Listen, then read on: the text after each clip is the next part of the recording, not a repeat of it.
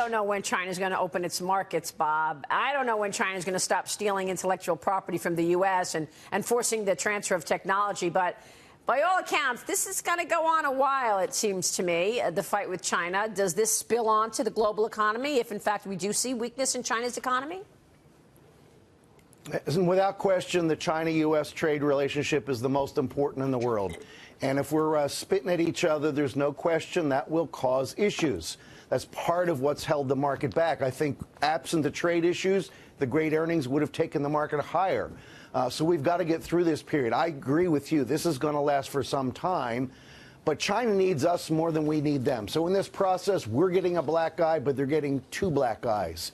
In the meantime, don't forget, we've come to conceptual agreement in trade with Mexico and Canada and Europe and South Korea and Japan. So we're making progress. This is the big one, but this is going to take a lot of time. Yeah, that's true. Jack. Bob, though, this is Jack Brewer, and you just mentioned it, but what other markets can investors look at that are attractive outside of the U.S.? Obviously, you just mentioned Mexico and others. But if you're looking at your portfolio and you're saying, you know what, I've taken a beating in the emerging markets, what other markets look attractive right now? Well, there's no question I have to come back. The U.S. has the best economic and earnings news. Therefore, don't neglect it. Be overweight the U.S.